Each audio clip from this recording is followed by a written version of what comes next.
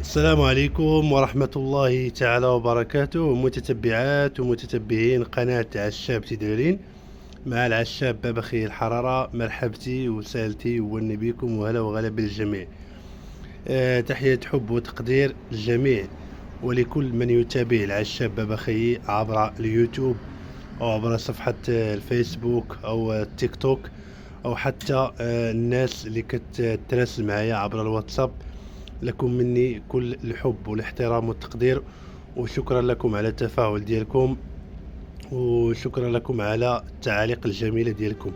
فكيف ما وعدت المتتبعات والمتتبعين انني وقت ما عندي شي فكرة او عندي شي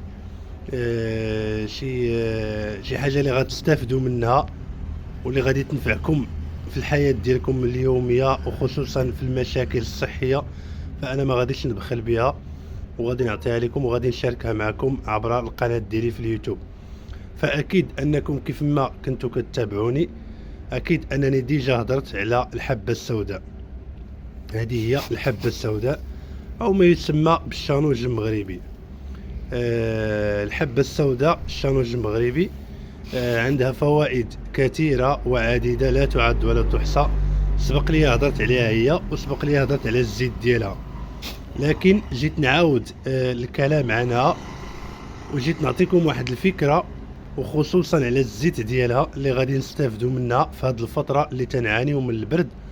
وخصوصا دابا مجموعة ديال الناس مريضة بهذا الريح هذا، وكنعرفوا بالضبط في هذه الفترة من العام كيتحرك هذا الجو وكل شيء مريض، الكبير مريض الصغير مريض. كيف ما كتشوفوا معنا نيت في هذه الايام هذه، فكل شيء ضربوا البرد، كل شيء مخنوق، كل شيء مروح، صداع للراس، السخانه، كل شيء. تنطلبوا من الله انه يشافي، وحنا غير كنعطوا الاسباب، حنا غير كنشاركوا معكم الافكار ديالنا وتنشاركوا معكم التجربه ديالنا في هذا الميدان هذا اللي هو الطب البديل او ما يسمى بتاع الشبت. غادي تبقاو معنا في هذا الفيديو هذا، غادي نشرحوا لكم الطريقه كيفاش كنستخرجوا الزيت ديال الحبه السوداء، ومن بعد ان شاء الله غادي نعطيكم اهم الفوائد ديالها على بركه الله. من بعد ما سخنا الاله ديال الطحين وسخناها على الرقم المناسب ديالها، كنقوموا بالعمليه ديال العصر ديال الزيت. كيف ما لاحظتوا معنا في مجموعه سابقه من الفيديوهات، هذه هي الاله ديال التحضير ديال الحبه السوداء، وها كيفاش الطريقه ديالتها. هادو ما كتلاحظوا معنا راه حاجه طبيعيه و100% حاجه مزيانه، وشي حاجه راه ديال المعقول، ماشي كما كتلاحظوا معنا. بغيت غير نوصل لكم واحد الملاحظه. الزيت ديال الحلبه يعني راه خاصنا نطحنوا، خاصنا نعصروا واحد الكميه كثيره ديال الحبه باش يلاه تعطينا واحد الكميه محدوده ديال الزيت. يعني للاشاره، الزيت ديال الحبه السوداء راه الشانوج ما تيعطيناش الزيت كثيره، يعني خاصنا نعصروا كيلو تقريبا، يلاه كتعطينا واحد القرعه ديال 100 مليلتر تقريبا. الا حيدنا التخت ديالها وحيدنا داكشي اللي تيبقى لينا، فكيف ما كتشوفوا معنا راه كميه كثيره ديال الحبه السوداء. كنقوموا بالعصر ديالها كيف ما كتشوفوا معنا. هذه راه حبه السوداء اللي هو الشانوج المغربي، حبه نقيه وحاجه مزيانه. كنقوموا بالعصر ديالها وبالتحضير يعني واستخراج الزيت ديالها. بالنسبه للزيت يعني الفوائد ديال الزيت ديالها ديجا سبق لي تكلمت على الفوائد ديالها اللي قلت لكم من اهم الفوائد ديالها. مزيانه للشعر، بحال دابا العيالات اللي تيعانيو من تساقط الشعر وتيعانيو من الزغبه انهم كتهرس، ولا عندهم الحكه في الشعر، ولا عندهم القشره، ولا عندهم الصدفيه، جميع انواع المشاكل ديال الشعر راه مفيده. زيت الحبه السوداء بامكانك انك تنظف الشعر ديالك وتاخذ الزيت ديال الحبه السوداء وتبقى تدهن بها وتشقق بها الشعر ديالك. راه مفيده للمشاكل ديال تساقط الشعر وخصوصا النساء والرجال. فيما يخص المشاكل ديال البشرة، وهنا كنبغي نتكلم على الوجه.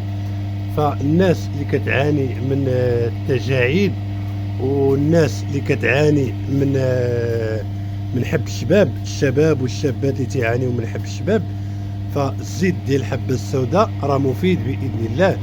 بإمكانك أنك تاخذ الزيت ديال الحبة السوداء وتبقى دهن به الوجه ديالك في الصباح وفي العشية، راه تينظف الوجه من دوك الحبوب ومن دوك التجاعد، وتينقي حتى الوجه. وبالنسبة أيضا الناس اللي كتكون عندهم الحكة، الناس اللي كتكون عندهم الحكة، الناس اللي كتكون عندهم الكزيمة، الناس اللي تيكونوا عندهم المشاكل ديال الجلد، يعني الأمراض الجلدية، راه الزيت ديال الحبة قلت لكم راه مفيدة إن شاء الله للمشاكل ديال الأمراض الجلدية. وهنا كان نقطة أخيرة هي على الجلد بغيت نهضر. الزيت ديال الحبة السوداء مفيد للناس اللي تيعانيو من المشاكل ديال الاختناق في هذه الفترة ديال البرد. مجموعة ديال الناس في هذه الفترة ديال البرد كتعاني من واحد الاختناق في الصدر، الناس اللي عندهم الحساسية ديال الصدر ولا الناس اللي عندهم الحساسية ديال النيف، بإمكانك أنك تشد الزيت ديال الحبة السوداء وتبقى دهن به الأنف ديالك من الداخل، راه كيسرح النيف وما تيخليش عندك داك الاختناق ديال النيف. ايضا الناس اللي عندهم المشاكل ديال الصدر، الناس اللي عندهم الكحه، الناس اللي كتجي هاد الوقيته ديال البرد وكيتزمت عليهم الصدر ديالهم وتيكون عندهم الكحه، وهذا الشيء كنشوفوه بزاف في هذه الفتره الاخيره اللي تنعانيو من هذا الريح اللي تحرك. راه الزيت ديال الحبه السوداء بامكانك انك تاخذ واحد الملعقه صغيره وتبقى ديرها بالليل ملي تبغي تنعس، كاخر حاجه دير معلقه في فمك وتشربها وتنعس بحال الطريقه اللي كنشربوا زيت العود.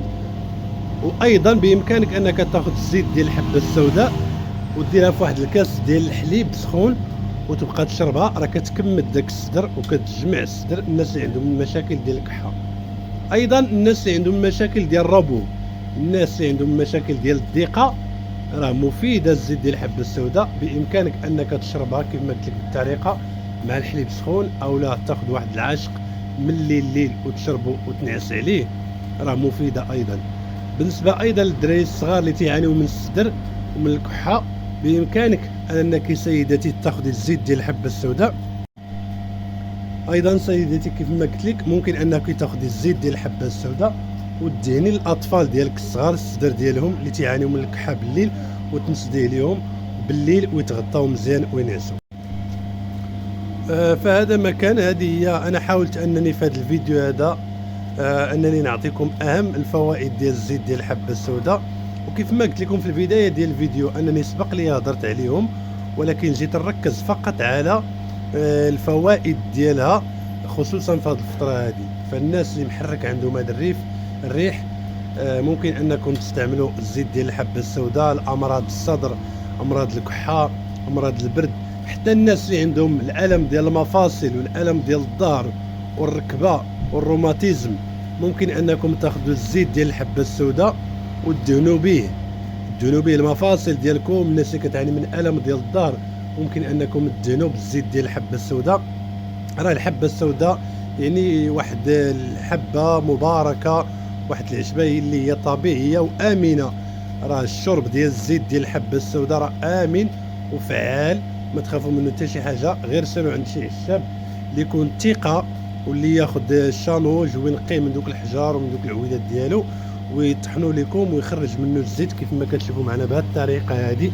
ها هي راه صالحه للاستعمال الخارجي والاستعمال الداخلي، يعني صالحه انك تشدها وتشربها كيف ما قلت لكم مع شي حليبه سخونه. وممكن انكم ديروا عاشق صغير في فمكم وتشربوه مثلا بالليل، راه مزيان الالم ديال الصدر. بنادم اللي مجروح ليه الصدر ديالو، الناس اللي عندهم الحساسيه في النيف، ممكن انك تدهن بها ولا تدهني بها النيف ديالك من الداخل. راك بحال دابا الناس اللي تيتخنقوا، الله يكون في العوان في هذه الفتره ديال البرد، راه مزيان. الناس ايضا اللي عندهم الضيقه كيف ما سبق لي قلت لكم، وزيد على ذلك بالمشاكل ديال الشعر، المشاكل ديال الوجه، المشاكل ديال الامراض الجلديه. فتبارك الله كيف ما قلت لكم في البدايه ديال الفيديو راه فيها فوائد لا تعد ولا تحصى، فوائد كثيره. واخا نذكر لكم اللي ذكرت ضروري غادي نكون نسيت شي فائده. فهذا مكان فقط للناس اللي كتسول على فين كاين، فالمحل متواضع ديالي كاين في حي طراست. المحل ديالي كاين في حي طراست. طراست اللي قلتي ليه الشانطي الجديد، مول التاكسي تقول ليه الشانطي الجديد غادي يجي يحطك في ديك، في هاد الجرده هادي. هذا هو الشانطي الجديد، هذا اللي قدامينا، هاد الجرده هادي. الناس راه الناس ديال الانسكان يتملوا لنا مخالطين، وبحال دابا الناس اللي تيجوا من اكادير والناس البرانيين بامكانكم انكم تاخذوا تاكسي كبير للانسكان، وملي تهبط في انسكان ولا تهبطي في انسكان تاخذي تاكسي صغيره زرقاء تقول لها ودي ديني لطراست الشانطي الجديد. هذا هو المحل ديالي. فكيف ما كتشوفوا معنا هو هذا عشاب تيدرارين، بيع جميع انواع التوابل والعشوب والبخور وتحضير الزيوت الطبيعيه والكريمات. محل على قد الحال، محل متواضع. فهذا مكان اي واحد بغى يجي عندي بيشرفنا عندنا المحل مرحبا به. وكان معكم محدثكم عشاب تيدرارين اللي هو بابا خير الحراره. مرحبتي وسالتي، والسلام عليكم ورحمه الله تعالى وبركاته.